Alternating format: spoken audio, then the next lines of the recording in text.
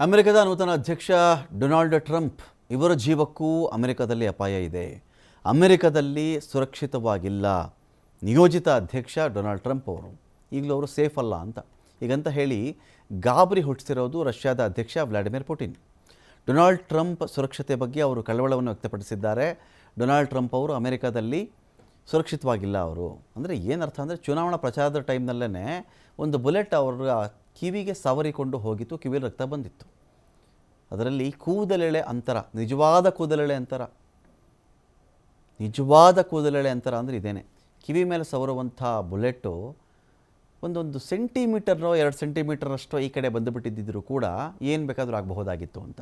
ಹಾಗಾಗಿ ಪುಟಿನ್ ಅವರು ಅವರ ಭದ್ರತೆಗೆ ಕಳವಳ ಇದೆ ನನಗೆ ಅದರ ಬಗ್ಗೆ ಅನ್ನೋ ಒಂದು ಮಾತನ್ನು ಹೇಳಿದ್ದಾರೆ. ದುರದೃಷ್ಟವಶಾತ್ ಅಮೆರಿಕದ ಇತಿಹಾಸದಲ್ಲಿ ಈ ಥರ ಪ್ರಮುಖ ವ್ಯಕ್ತಿಗಳನ್ನು ಕೊಂದಿರತಕ್ಕಂಥ ಇತಿಹಾಸವೇ ಇದೆ. ಅಲ್ಲಿ ಇದೇನು ಹೊಸದಲ್ಲ, ಅದು ಯಾರನ್ನು ಕೊಂದಿಲ್ಲ ಅಲ್ಲಿ. ಹಾಗಾಗಿ ಟ್ರಂಪ್ ಅಮೆರಿಕದಲ್ಲಿ ಸೇಫ್ ಅಂತ ನಾನು ನಂಬಲ್ಲ. ಟ್ರಂಪ್ ಬುದ್ಧಿವಂತ ಹಾಗೂ ಹತ್ಯೆ ಯತ್ನಗಳ ಬಗ್ಗೆ ಅವರು ಜಾಗರೂಕರಾಗಿದ್ದಾರೆ. ಆದರೆ ನನ್ನ ಅಭಿಪ್ರಾಯದಲ್ಲಿ ಹೇಳ್ತಾ ಇದ್ದೀನಿ, ಈಗ Trump is not safe at America. Trump ಮೇಲೆ ನಡೆದಂತಹ ಘಟನೆಗಳನ್ನು ರಷ್ಯಾದಲ್ಲಿ ದರೋಡೆಕೋರರು ಕೂಡ ಮಾಡೋಕ್ಕಾಗಲ್ಲ. ರಷ್ಯಾದ ವಿರುದ್ಧ ಯುಕ್ರೇನ್ನಲ್ಲಿ ಯುದ್ಧವನ್ನು ಹೆಚ್ಚಿಸಬೇಕು ಅಂಥೇಳಿ ಬೈಡನ್ ತೀರ್ಮಾನ ಮಾಡಿದ್ದಾರೆ. ಅಮೆರಿಕದ ನಿಯೋಜಿತ ಅಧ್ಯಕ್ಷ ಟ್ರಂಪ್ಗೆ ತೊಂದರೆ ಕೊಡುವಂಥ ಮಾರ್ಗ ಇದಾಗಿರಬಹುದು.